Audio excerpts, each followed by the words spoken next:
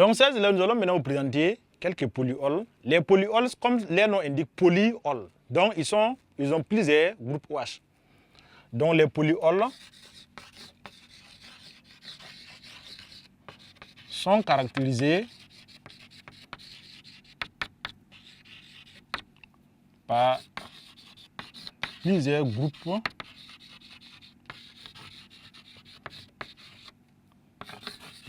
fonctionnels OH. Donc, on va prendre quelques exemples. On a le glycol, qui est un polyol. Donc, le glycol est caractérisé par deux groupes OH. Donc, sa formule, c'est... Donc, à ce niveau, on a un groupe OH à ce niveau et un groupe OH à ce niveau. Donc, chaque carbone peut prendre combien d'hydrogène? Donc, les deux groupements OH, donc on va rappeler. Donc, les groupements fonctionnels, il faut plusieurs groupes OH. Ici, on a deux groupements OH.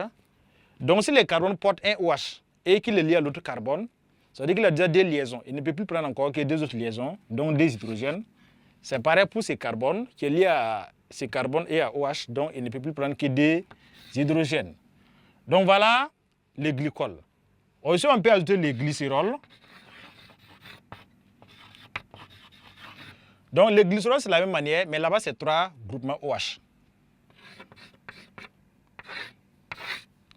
Donc, on va mettre d'abord le groupement OH. On a un premier groupement OH, un deuxième groupement OH et un troisième groupement OH qui est porté par des carbones différents. Alors, dans ce premier cas, il y a deux liaisons, donc il prend des hydrogènes. Et ce carbone-là, il a une liaison engagée ici. Donc, une liaison engagée là, il peut prendre encore 15 seul hydrogène pour avoir les 4 liaisons.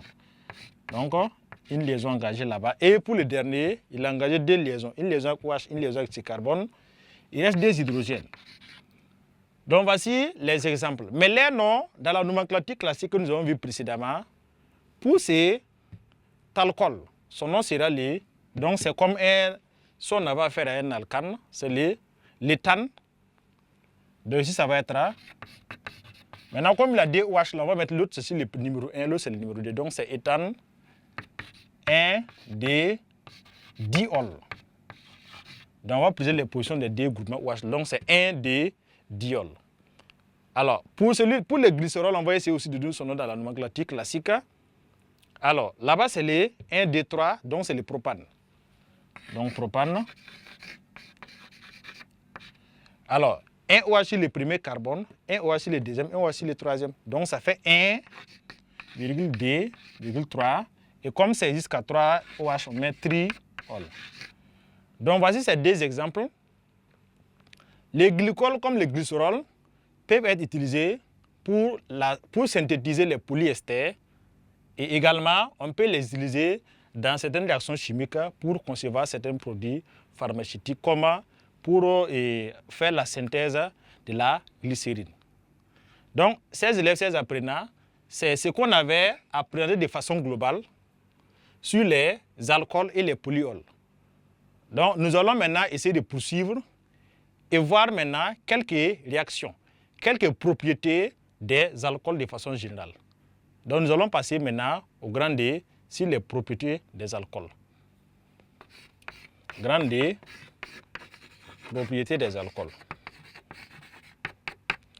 Propriétés des alcools.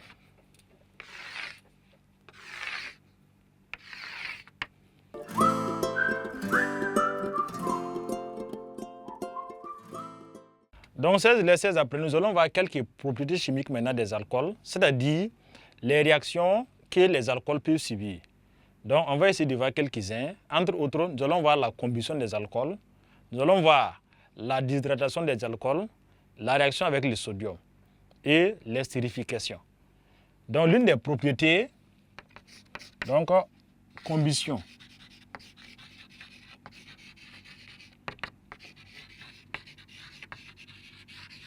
Donc, on est tous d'accord qu'on peut brûler les alcools. Ce sont des composés inflammables. Ils peuvent brûler.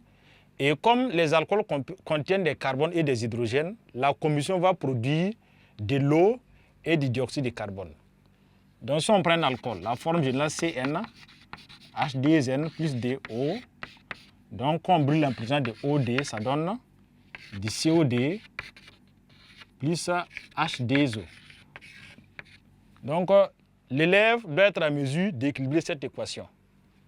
Nous avons N carbone, donc il faut avoir N carbone ici, donc nous plaçons N ici. L'hydrogène, ça fait 2N plus D. Pour avoir 2N plus de l'autre côté, comme il y a déjà D hydrogène, il faut multiplier par N plus Mn. Alors, il y a combien d'atomes d'oxygène, de dioxygène, molécules de dioxygène qu'il faut associer pour la combustion? Là, on va compter. Ce côté, on a 2N oxygène plus N plus 1 oxygène. Et comme il y a un oxygène derrière, donc ça fait 2N plus N plus 1, donc ça fait en tout 3N plus 1, moins cet oxygène-là, ça va rester 3N qu'on va diviser par D à cause du coefficient multiplié par D. Donc, combustion d'un alcool donne du dioxyde de carbone et de l'eau. Donc, deuxième réaction, la déshydratation. Déshydratation d'un alcool. Donc, nous avons vu en classe de première que pour avoir les alcools, il fallait procéder à l'hydratation d'alcène. On hydrate des alcènes pour avoir des alcools. Donc, la réaction inverse est possible. Donc, si vous avez un alcool, en présence d'un catalyseur puissant, on peut faire enlever l'eau et on va obtenir l'alcène de départ. Donc, en part de l'alcool CN, H2N plus DO. Donc, en présence d'un catalyseur qui peut redonner l'alcène CN, H2N et la molécule d'eau. Donc, ici, c'est un alcool. Ici, c'est l'alcène. Et là, c'est la molécule d'eau qu'on va obtenir lors de cette hydratation. Donc, je prends un exemple. Si on prend l'alcool de formule C3, H8O, alors, et qu'on procède à sa déshydratation, alors, on voit que ici c'est N, l'alcène c'est N. Donc, ça va faire C3.